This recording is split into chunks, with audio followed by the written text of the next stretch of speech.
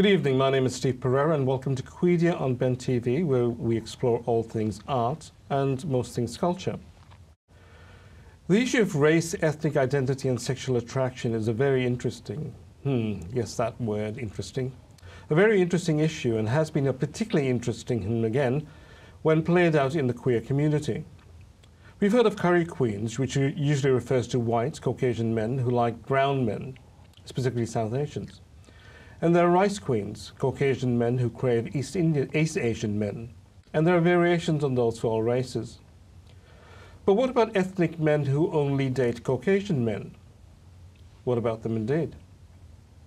Meet Alexander O. Montgomery, a bodybuilding, astronomy-loving millionaire entrepreneur, have to ask him about that, who has just penned the salacious true confessions of a potato queen, the confessions of an Asian man who claims that he only dates Caucasian men. Dare I go there? I dare indeed. Welcome, Alexander O. Montgomery. Hello, Steve. How are you? I'm very well. Thank you for being here. Thank you. So fabulous. Thank you. So what's with this potato munching? Well, it's just a label that wasn't coined by me, but it's actually in a gay Asian male who will only date Caucasian men, and that's me. So I'm a potato queen, and I'm a big one, actually. A self-declared potato queen. So are you proud of that label? Is there something yes, of course. Why would you be proud of that? See, because I strongly believe that in life you've got to own what you are, and that actually puts you in a much better place. A lot of people that I've actually know of through my research and mates and all that, who are Asians, they are obviously potato queens, but they just don't want to own it, you know, but they consistently date white guys. And when I ask them, like, you must be a potato queen, and they go, no, I'm not, I'm open to all, oh, come on.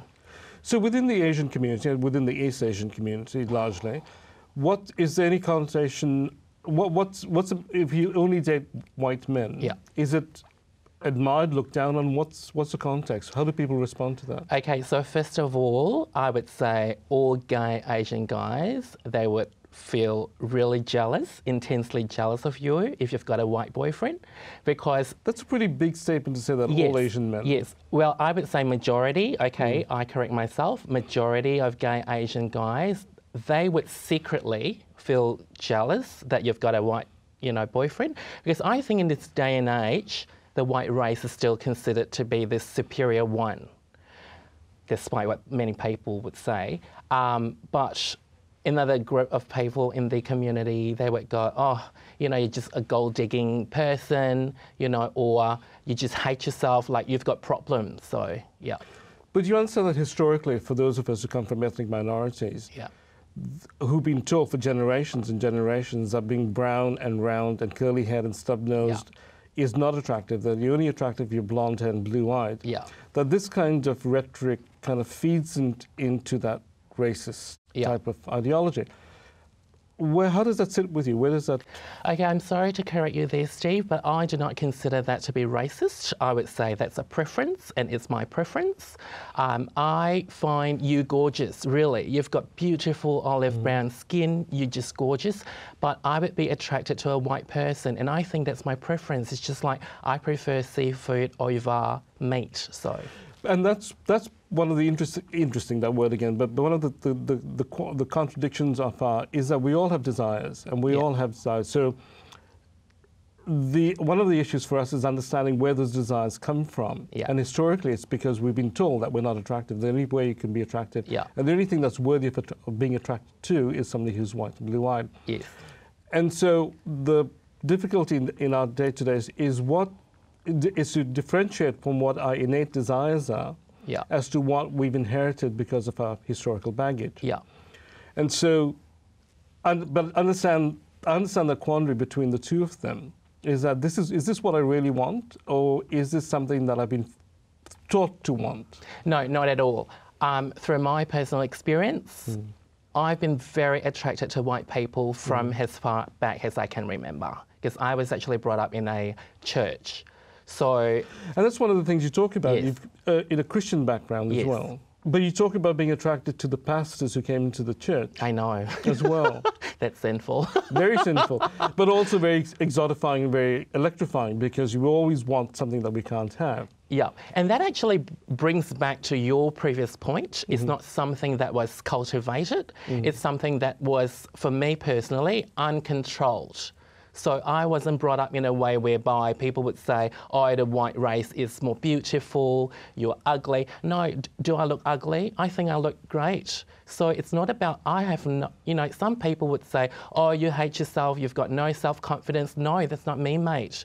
It's about, you know, just desire, you know, like how would you, what turns you on, basically. So with your friends, if they front up with an Asian partner, or God forbid, a black partner, is there a gradation in race then? Is there? No, good for them, you know. So if somebody shows up with a non-white partner, if somebody shows up with a white partner, they're really celebrated because they managed to catch somebody who's white. Yes. If somebody else shows up at the same party with another Asian partner, would there be as well? Okay, well, Steve, that's a very good question, actually, because it really depends on who you are. Like for me, for example, through my personal experience, if I actually am with a white partner, when we actually go out on dates and all of that, when people do not know who I am, not to say that I'm somebody, but I get sidelined all the time. Like I don't get service. The white person gets served first. Before I even open my mouth, they would, you know, come to the conclusion that I don't speak English. So it's all about stereotyping and people being very judgmental. So with your book, what are you hoping to get from it? Who do you hope will read your book? With a quite fabulously photoshopped? Oh, 10 times over, yes. I'm glad you did it. Duh. Oh, come on, you are gorgeous. Thank you. So who do you expect to read this book? Well, I strongly believe that knowledge is power, and this is educational. I would say to the community, to society at large, and to also educate the LGBT community as well. Fantastic. Where can people find your book? Well, it's available online. It's in the National Library. If you don't want to buy it, go into the library and borrow it. That's right. I think we should all have a look at this book because it deals with some really interesting issues, obviously issues that I have issues with. But thank you so much, Alexander, for being with us. It's all very much part of the dialogue that we had. Thank you very much for having me. Thank you for being here and thank you for writing the book. I'm Steve Pereira. You've been watching Ben TV. Thank you for watching. We'll be back.